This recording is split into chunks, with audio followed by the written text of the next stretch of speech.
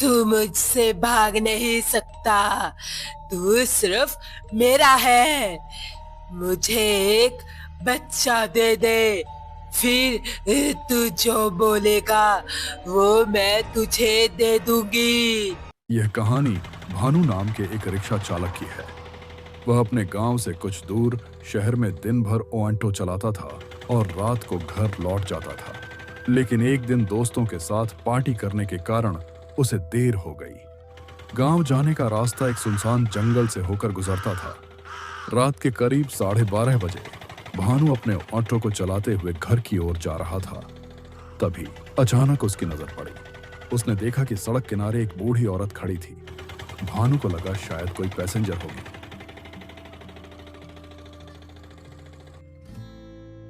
कहाँ जाना है माँ जी? लेकिन अगले ही पल कुछ अजीब हुआ। बूढ़ी औरत ने अपने हाथ में पकड़ी काली पोटली सीधा भानु की गोद में फेंक दी। आज से मेरे किए हुए सारे पाप तेरे हुए। संभाल, अब ये बोझ तेरा है। इसे मत फेंकना, वरना तेरे साथ बहुत बुरा होगा। यह कहते ही वह औरत तेजी से जंगल की ओर भागने लगी। इसे मत फेंकना, वरना तेरे साथ बहुत बुरा होगा। ए बुढ़िया, रुक जा, ये क्या है? लेकिन वो काफी डरा हुआ था। उसका जी कर रहा था कि उस बुढ़िया का पीछा करते हुए जंगल में चला जाए और उसके मुंह पर साजिश के मुंह पर एक जोर सा तमाचा मारे। लेकिन वो ऐसा नहीं कर सका, क्योंकि उसे डर था कि अगर वो जंगल में चला गया तो वो बुढ़िया उस पर कुछ और काला जादू ना कर दे। उसे कुछ भी समझ में नहीं आ रहा था कि वो क्या करे। डर के मारे उसने तुरंत अपनी पत्नी को फोन लगाया। सुनो, एक अजीब औरत ने मुझे काली पोटली दे दी है। अब क्या करूं? उसे फेंकना मत, अपने पास रखो और घर आ जाओ। सुबह किसी तांत्रिक को दिखा देंगे। भानु ने फोन काट दिया और पैरों के पास रखी उस पोटली को उठाकर अपनी जेब में रख लिया। उसका मन घबराया हुआ था, पर अब लौटने के अलावा कोई रास्ता नहीं था। तभी उसे अचानक कहीं से पायल की छन छन की आवाज सुनाई दी। आवाज इतनी साफ थी कि जैसे कोई उसके बिल्कुल पास ही चल रहा हो। ये कैसी आवाज है? रात के इस वक्त यहाँ कौन हो सकता है? भानु ने घबराकर उस दिशा में देखा, लेकिन गहरा अंधेरा होने के कारण उसे कुछ भी साफ नजर नहीं आ रहा था। उसने जल्दी से टॉर्च उठाई और अंधेरे की तरफ रोशनी डाली। टॉर्च की किरणें पेड़ों के बीच कांपते हुए टकराईं और उसी पल भानु के रोंगटे खड़े हो गए, क्योंकि एक बड़े पेड़ के पास लाल साड़ी पहने एक औरत खड़ी थी।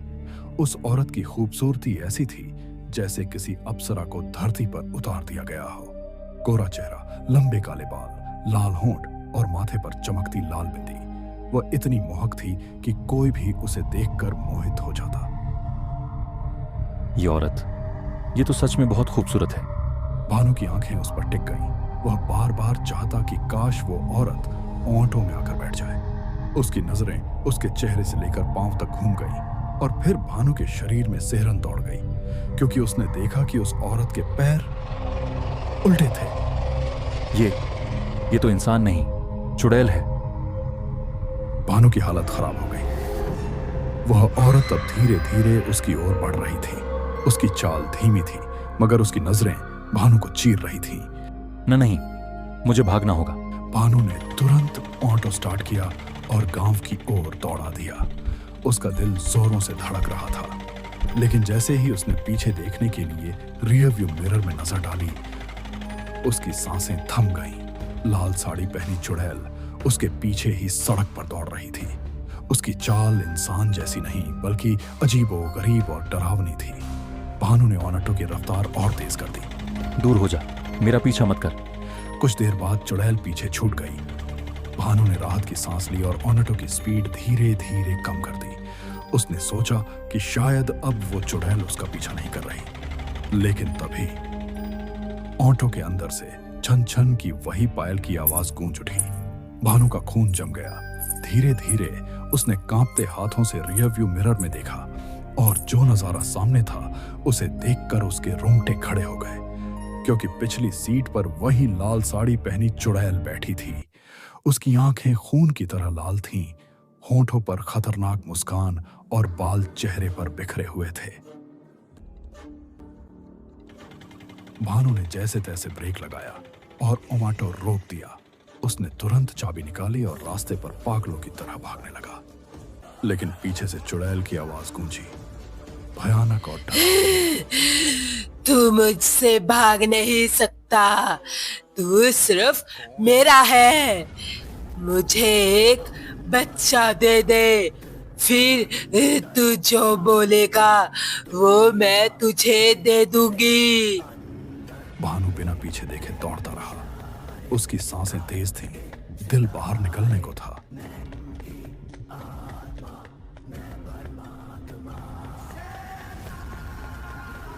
काफी देर बाद उसने पीछे मुड़कर देखा तो वहां कोई नहीं था। शुक्र है बच गया, मैं बाल बाल बच गया। लेकिन उसके मन में अब भी डर बैठा हुआ था, क्योंकि उसने सुन रखा था कि कुछ चुड़ैलें इंसानों को अपने जाल में फंसाती हैं। वे उनके साथ सहवास करके बच्चे पैदा करती हैं और फिर उन बच्चों की बलि देकर अपनी उम्र बढ़ाती हैं। भानु समझ चुका था कि वो चुड़ैल भी उसके साथ यही करना चाहती थी। उस रात उसने मौत को बहुत करीब से देखा था, लेकिन तभी उसने आगे सड़क पर कुछ अजीब देखा। थोड़ी दूरी पर एक बूढ़ा आदमी एक छोटे बच्चे का हाथ पकड़े सड़क के किनारे चल रहा था। उसकी हालत पहले से ही खराब थी। वह किसी सहारे की तलाश में था। ओ चाचा जी, रुक जाओ। लेकिन वह बूढ़ा नहीं रुका, न उसने पलट कर देखा। चाचा जी जरा ठहरो तो। फिर भी बूढ़ा और बच्चा बिना रुके चलते रहे। घबराकर भानु दौड़ते हुए उनके सामने जाकर खड़ा हो गया, और जैसे ही उसने उनके चेहरे की ओर देखा, उसकी चीख गले में ही अटक गई। उसके शरीर में कंपी दौड़ गई, क्योंकि बूढ़े और बच्चे दोनों की आंखें बिल्कुल खाली थीं। खोपड़ी की जगह सिर्फ गहरे काले गड्ढे थे और उन गड्ढों से काले रंग का तरल बह रहा था। भानु के पैरों तले जमीन खिसक गई। वह बिना कुछ सोचे भागने लगा। उसके कदमों की आवाज और दिल की धड़कन एक जैसी गूंज रही थी। भागते भागते आखिरकार वह रुक गया और हाँफने लगा। उसकी सांसें इतनी भारी थीं कि जैसे अभी टूट ही जाए। तभी अचानक पीछे से हॉर्न की आवाज आई। भानु ने मुड़कर देखा और उसकी आंखों में हल्की उम्मीद की चमक लौटी। सड़क पर एक कार उसकी ओर बढ़ रही थी। आह भाई, लिफ्ट दो प्लीज, रोको। कार उसके पास आकर रुकी। भानु तुरंत कार में जाकर बैठ गया। कार गांव की ओर चल पड़ी। क्या हुआ भाई साहब? आप तो काफी डरे हुए लग रहे हो। मैं एक ऑटो ड्राइवर हूं। कुछ देर पहले अचानक मेरी ऑटो में एक चुड़ैल आ बैठी थी। मैं सब छोड़कर भाग आया हूं। हाँ, हो सकता है। ड्राइवर ने उसकी बात सुनी और हल्की सी मुस्कान दी। भानु उसकी बात सुनकर चुप हो गया। वह सीट पर टिक गया और खामोशी से बाहर अंधेरे जंगल की ओर देखने लगा। जब उसके गांव का चौराहा आया तो भानु कार से उतर गया और जल्दी जल्दी घर की ओर बढ़ा। घर पहुंचते ही उसकी पत्नी ने पूछा, वो पोटली कहाँ है? बताओ क्या हुआ? लेकिन भानु चुप रहा। पत्नी ने 2-3 बार और पूछा, मगर उसने एक भी जवाब नहीं दिया। उसकी आंखें अब भी डरी हुई थीं और दिल में उस रात का डर गहराई तक बैठ चुका था।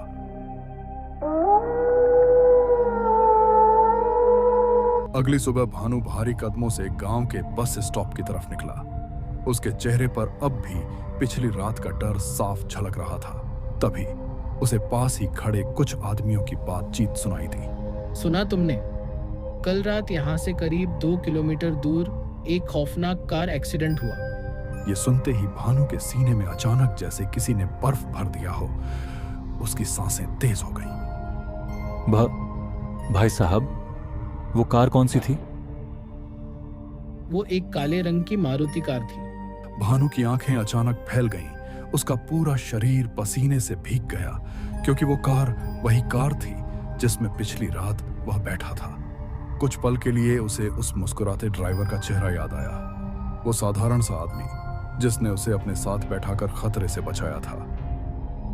अब वही आदमी इस दुनिया में नहीं था। असल में पिछली रात जब वह कार से उतर रहा था, उसने जानबूझकर वह काली पोटली पीछे की सीट पर छोड़ दी थी, और जब उसने पोटली रखी थी तो उसके होठों से धीमी लेकिन खौफनाक फुसफुसाहट निकली थी। मेरे सारे पाप, मेरे सारे बुरे कर्म अब तुम्हारे हुए, संभालो इन्हें। इतना कहकर वह कार से उतर गया था। भानु जानता था कि उस बुढ़िया की पोटली में साधारण सामान नहीं था। वो एक शाप थी, एक अभिशाप जिसमें उसके सारे बुरे कर्म बंधे हुए थे। भानु उस रात तो बच गया, लेकिन उसके भीतर गहरी सिहरन उठती रही, क्योंकि वो जानता था उसने अपनी जान बचाने के लिए किसी और को मौत के अंधकार में धकेल दिया था। और पाप कभी किसी से पीछा नहीं छोड़ते, वो बस इंतजार करते हैं सही वक्त आने का। लेकिन उसके पीछे रिद्धि ने देखा कि उसी तख्त के पीछे एक काली मानव आकार की छाया खड़ी है, जो मुर्दे की तरह स्तब्ध खड़ी उसे ही देख रही है। उस आकृति का कोई निश्चित आकार नहीं था। 2 जुगनू जैसी पीली आंखें चमक रही थीं। उन आंखों में वो पीली चमक किसी अशुभ घड़ी का संकेत दे रही थी। तभी कब्र का पत्थर चटक कर टूटा। गौरव सीधा कब्र के अंदर गिर गया। उसकी चीख कब्रिस्तान में गूंज उठी। ऊपर आसमान में काले बादल गरज रहे थे। उन बादलों के बीच से रह रहकर एक भेड़िए की भयानक चीख गूंज रही थी।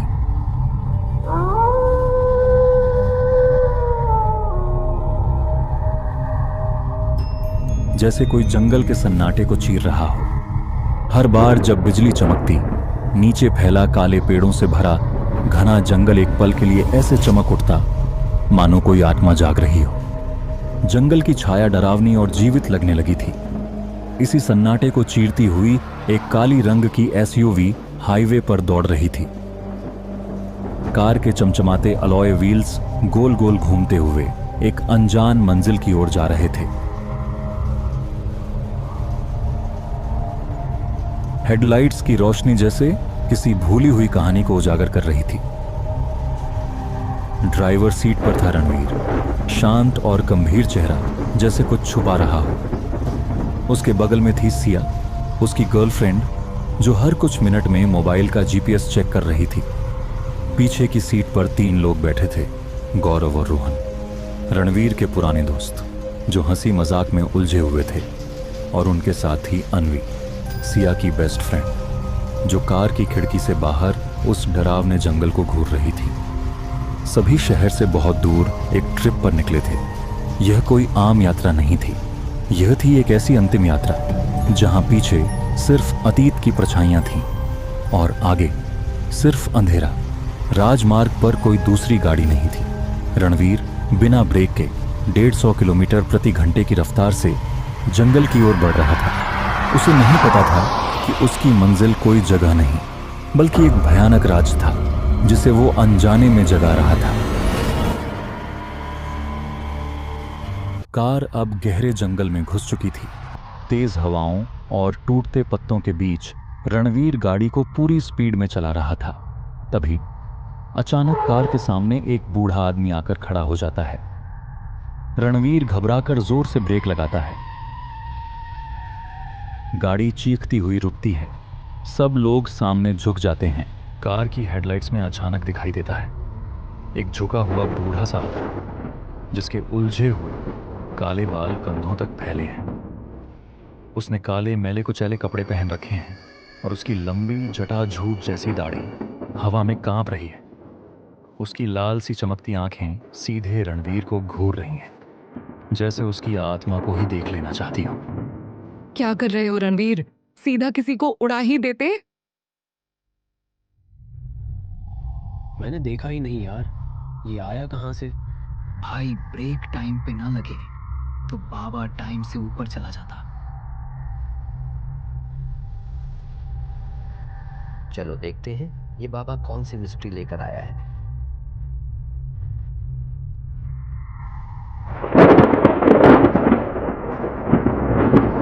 रणवीर, रोहन और गौरव बाहर निकलते हैं। अन्वी और प्रिया कार में ही रहती हैं। क्या कर रहे हो बाबा? बीच रास्ते में ऐसे आ जाते हो, मरवाओगे क्या? रुको, आगे मत जाओ। जिस रास्ते पर तुम जा रहे हो वहां सिर्फ वापसी नहीं होती। अबे ये तो वही बाबा निकले जो हर हॉरर मूवी में फ्री में डर देते हैं। बाबा माफ कीजिए, पर आप भूत की बात कर रहे हो या कोई ब्रांड चढ़ा रखा है? कुछ ज्यादा ही हॉरर में डूबे हो। बाबा जी, आपने कोई भूतिया फिल्म देख ली क्या? हमें आगे जाना है, आप रास्ता छोड़िए। उस बंगले की दहलीज से जिसने भी पैर रखा है वो या तो पागल हो गया है या फिर लौटा ही नहीं। ये बाबा रील्स वाले लगते हैं भाई। चलो निकलो यहाँ से। अरे बाबा, हम लोग ट्रैकिंग पर निकले हैं, किसी तांत्रिक कथा में नहीं। तीनों फिर कार में बैठते हैं और मजाक करते हुए आगे बढ़ते हैं, लेकिन अब जंगल थोड़ा और अजीब और डरावना लगने लगता है। तुम लोगों ने मेरी बात नहीं मानी। अब जो होगा उसका जिम्मेदार मैं नहीं। तूफानी रात, कार तेज गति से हाईवे पर चल रही है। घना जंगल दोनों ओर फैला है। कितनी देर हो गई? इस सुनसान सड़क पर एक भी गाड़ी नहीं दिखी अब तक, और ना कोई मील का पत्थर दिखा, ना ही कोई बोर्ड। कहीं हम रास्ता तो नहीं भटक गए रणवीर? डरो मत जानू, मैं हूं ना। जब तक मैं हूं तुझे कुछ नहीं होने दूंगा। ओ भाइयों, गाड़ी चला लो, प्यार घर पहुंच के भी कर सकते हो। कहीं ऐसा ना हो कि शादी से पहले फोटो पर माला चढ़ जाए और हमारी शादी की मिठाई सीधे मुर्दा घर में बांटी जाए। रणवीर झेंप कर सामने देखता है। सिया शर्म से चेहरा छिपा लेती है। तब हंसते हैं। अन्वी चुपचाप बैठी है, जबकि रिद्धि खिड़की से बाहर देख रही होती है। बिजली चमकती है। बाहर जंगल का पूरा इलाका चांदी की तरह चमक उठता है। रिद्धि की नजर जाती है एक मील के पत्थर पर। बिहार 120 किलोमीटर। लेकिन उसके पीछे रिद्धि ने देखा कि उसी तख्त के पीछे एक काली मानव आकार की छाया खड़ी है, जो मुर्दे की तरह स्तब्ध खड़ी उसे ही देख रही है। उस आकृति का कोई निश्चित आकार नहीं था। दो जुगनू जैसी पीली आंखें चमक रही थीं। उन आंखों में वो पीली चमक किसी अशुभ घड़ी का संकेत दे रही थी। उसी आकृति ने अपना दाहिना हाथ थोड़ा ऊपर उठाया, उसे ऊपर हिलाते हुए रिद्धि को हाय किया। फिर बिजली चली जाती है। सब अंधेरा, वो आकृति गायब। मील के पत्थर के पास कोई था, कोई खड़ा था। सब चौंकते हैं, खिड़की से बाहर देखने लगते हैं। बिजली फिर चमकती है। मील का पत्थर तो है, पर वहां तो कोई नहीं है। तेरा चश्मा नया है क्या, या नंबर बढ़वा लिया? मुझे तो लग रहा था वहां शीशा रखा है। तू तो अपनी ही शक्ल देखकर डर गई। सब हंसते हैं। रिद्धि और सिया नहीं हंसती। उनके चेहरे पर डर साफ है। ठीक है, मजाक बहुत हो गया। चुप रहो और सामने देखो। कार की हेडलाइट्स में एक और मील का पत्थर दिखाई देता है। बिहार 120 किलोमीटर। लेकिन इस बार मील के पत्थर के पीछे वही काली परछाई दोबारा खड़ी है। इस बार और साफ, दो जुगनू जैसी पीली आंखें, पिशाच जैसी मुस्कान, लंबे नाखून, लाल नुकीले सींग।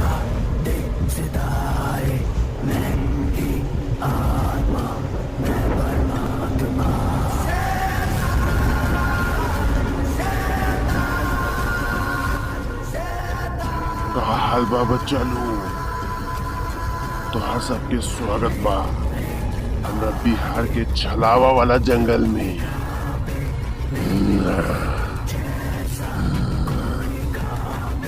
माई की कसम, एक एक ऐसा मौत देव ना कि फिर के वो हिम्मत ना करी इस जंगल में कदम रखे के। इतना कहकर वो पिशाच जोर जोर से हंसने लगता है।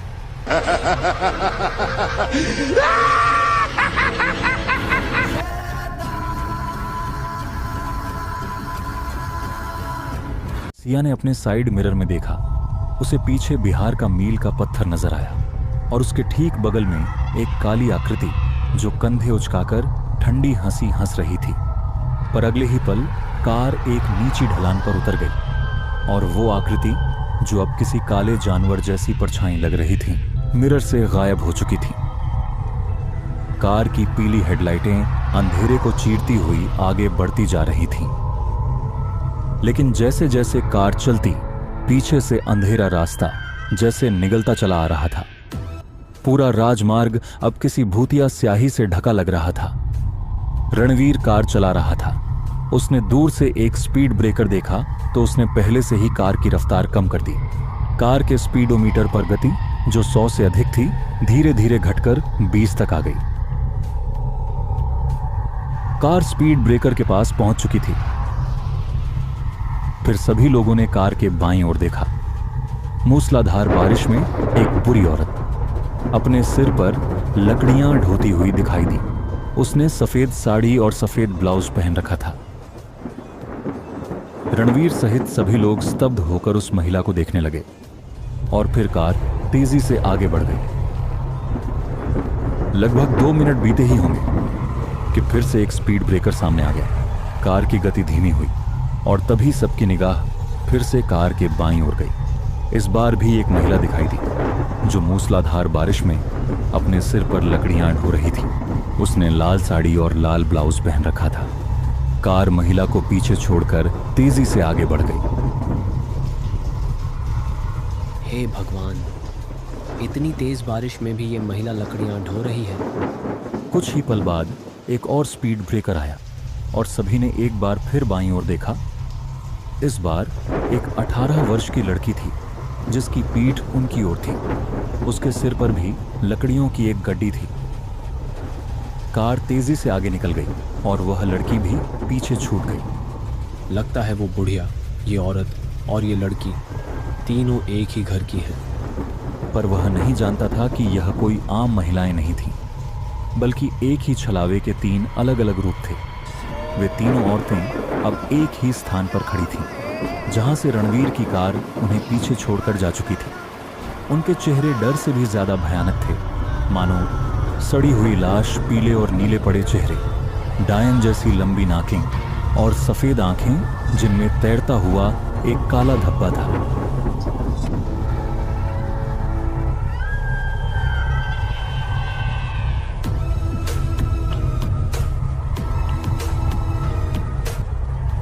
चलावा चलावा चलावा, कोई नहीं बचेगा, सब मारे जाएंगे।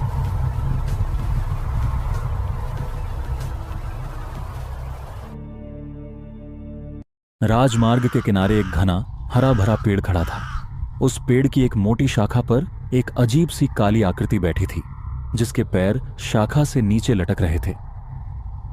उस राक्षसी काया का सिर गेंद की तरह गोल था और उस पर 2 चमकते हुए लाल सींग उगे हुए थे। उसके चेहरे पर आंखों की जगह 2 पीली चमकदार परछाइयां थीं, जिनके बीच 2 गुलाबी बिंदु ठहरे हुए थे। ये बिंदु उसके काले भयावह शरीर पर क्रूर आभा के साथ चमक रहे थे। उसके हाथों और पैरों के नाखून बेहद नुकीले थे, जो शाखाओं में जैसे गड़ गए हों।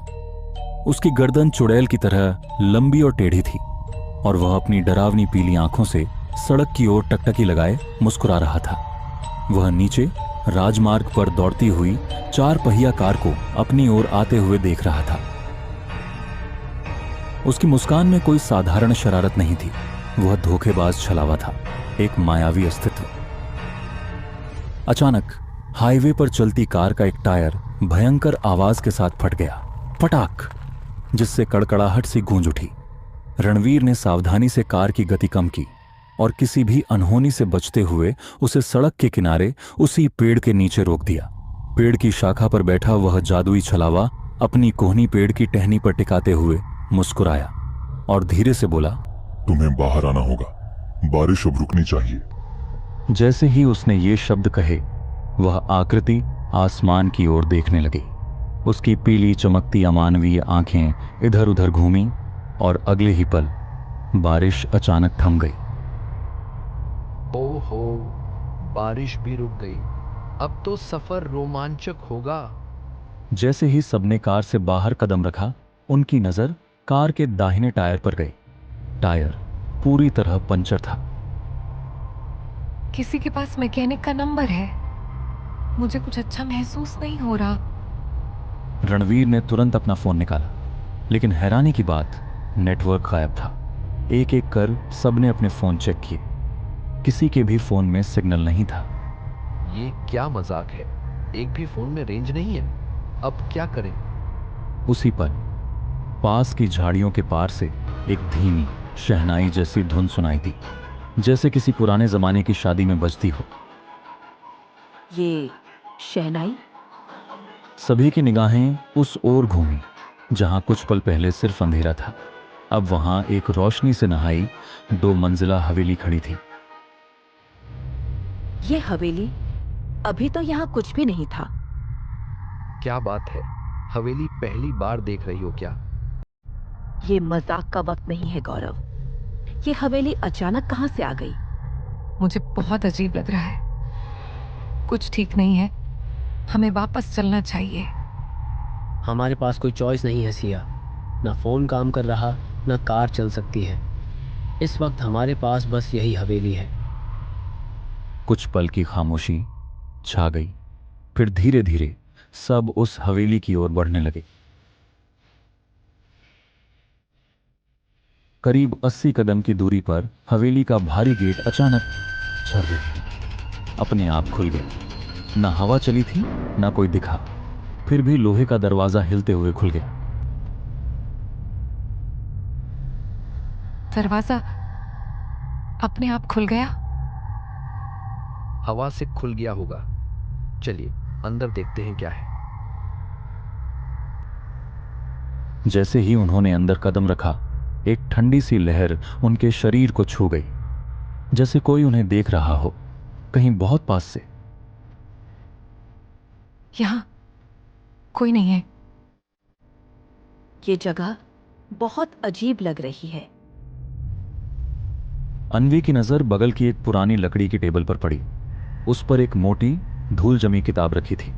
किताब का शीर्षक था भूत पुराण, और उस पर उभरा हुआ एक शैतानी चेहरा, जिसकी आंखें ऐसे घूर रही थीं जैसे वो जिंदा हो।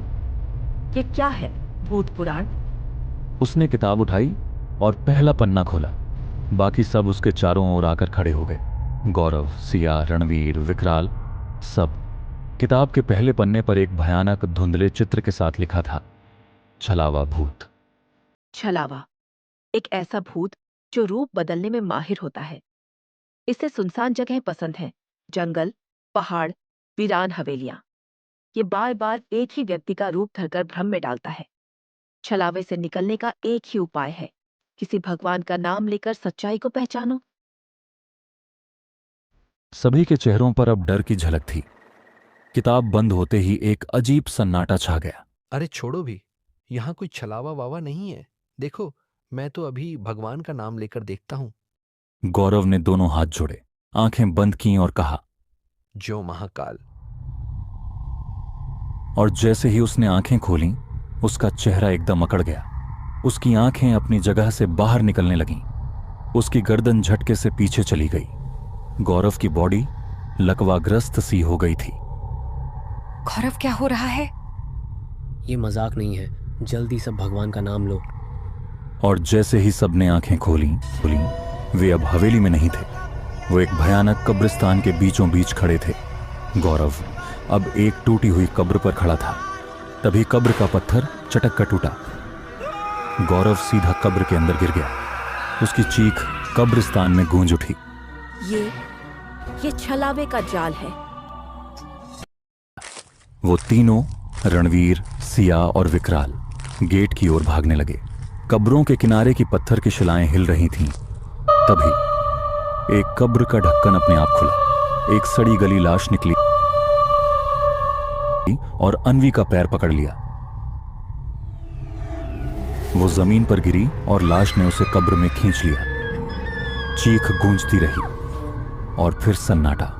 रणवीर, सिया और विकराल गेट तक पहुंचे, लेकिन दरवाजा खुद ब खुद बंद हो रहा था।